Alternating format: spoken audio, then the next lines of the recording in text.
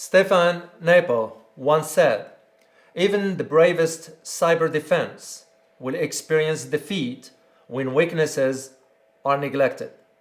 Keep this in mind as we discuss today the recent cyber attacks on the US government and US corporations.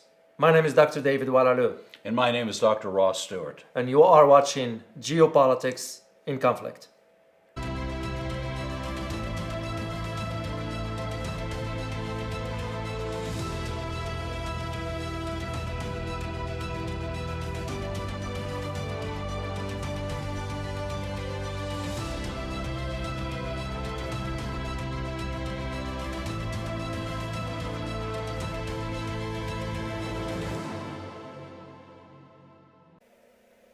David, as you and I have been carefully watching this, there has been the biggest hack in American history just a week or two ago. And the hackers managed to get into a number of government agencies, the iCloud, and the possibility of any number of corporations. This is serious. You're absolutely right, Ross. The recent cyber attacks that has become public now here in the US has focused on attacking about 10 departments within the US government, including Treasury, Defense, Homeland Security, Energy, and other agencies.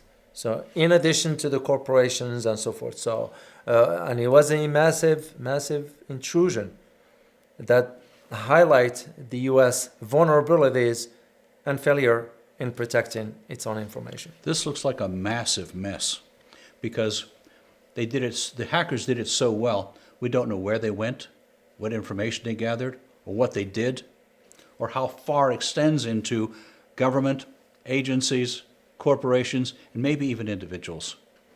That's correct. I mean, the attack was so sophisticated to the point that the way it worked so far, based on the information that's coming out, is that the malicious software was installed in a Texas company called SolarWinds. Well, SolarWinds had a lot of customers that usually they will send the software updates. And that's where the malicious software went in. So when SolarWinds sent the software update to its customers, it attacked every network possible. And you know, the finger is now pointed at Russia. And that's an easy finger to point. But at the same time, do we really know that that's where it came from? And is it the government? Is it the mafia? Is it some combination? Or is it their secret organizations, because we have them as well? Yeah. Well, as I argued in one of articles I wrote about this particular topic, and we will have a link for you at the bottom of the description, a link to the article. As I argued then, when I said, this is when we do what we do best, pointing fingers, rather than looking inward and see where our failure is and fix it. Right. Because yes, I'm not suggesting otherwise. That could be Russia, but we don't have evidence to that because there could be a number of other actors. Oh, the list is fairly long now. As a matter of fact, just about 48 hours ago, information came out that now there is a second player into that attack. So who's to say that it may even be a combination of countries combining their efforts to do so? Who do you think the bad players might be here? Well, it's hard to tell at this point, but if we are to go with the narrative that's saying is Russia, which government officials are saying that all the hallmark points to that because of the nature of the attack, especially if we go back a couple years ago and think of what they call the Cozy Bear. Cozy Bear, it's a malicious software that the Russians used back in 2015 when they hacked into DNC, the Democratic National Committee. There's the possibility of that. But also there is the possibility that it could be another service in Russia like the SVR. And SVR, just for our viewers to know what I'm talking about here, SVR is the equivalency of the CIA here in the United States. GRU is a military part of the military intelligence, and SVR deals with the espionage independently from the GRU. So there's the possibility to that. We do not know at this point because how sophisticated the attack was. We're just not able to. So far, we're pointing fingers at Russia. Yes, it's possibility. I am not sure yet because I don't have evidence to suggest that. Because we do know now, for example, China. China has units that just deals with hacking. North Korea has units in its military. Iran must also. Iran does the same. So who's to say? There might be a combination of some cooperative efforts by those countries. I don't know. I don't have the answer for that right now. You know, when we look at the possible consequences of allowing this hack to happen, they're outrageously bad. Well, it's massive. You think about the latest attack that took a couple years ago. The damage was about $10 billion from that. So this one now, we do not know, and we're not going to know for some time, because these things takes time. It can take years before we even know. And the reason being because when you attack one particular system, that system is connected to so many others.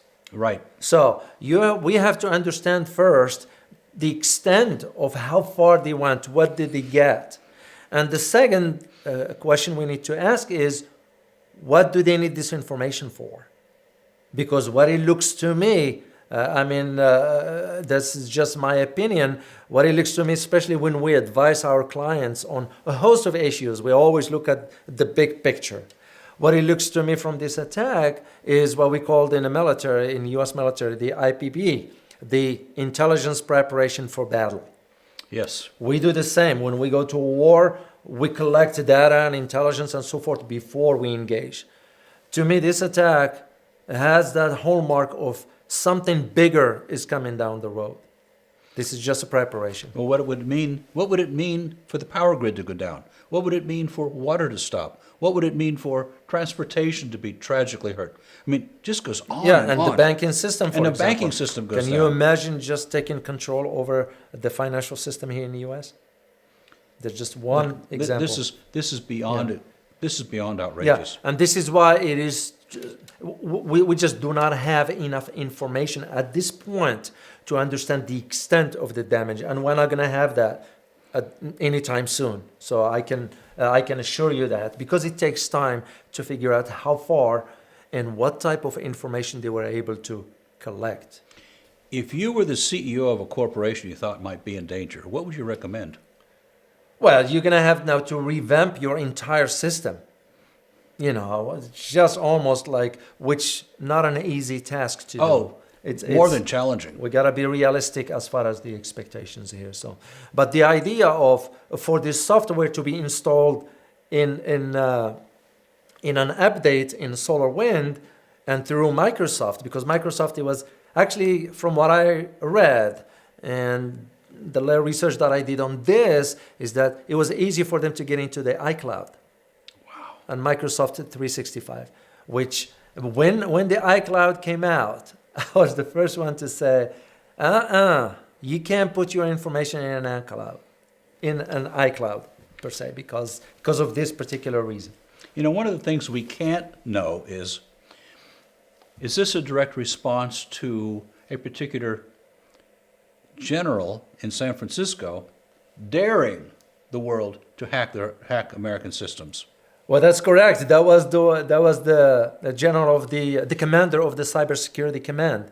It was during a private party in a hotel in San Francisco about a year and a half ago or so, when he claimed that, our team is the best, nobody can hack into the United States systems. And this hack, basically this cyber attack, what it shows, two things: US vulnerabilities and the failure of the United States government to protect the infrastructure. And that is very, very concerning. You know, we've done any number of projects in high-tech companies. And what we find is that the computer engineers, the software developers, these are the most competitive people I've ever seen. And so you throw a dare out to them, and the next thing you know, just for the fun of it, they did a deep dive in and caused some trouble. Yeah, that's, also because we're going to have to look at this cyber attacks from a global perspective here, because this is not just about the United States here.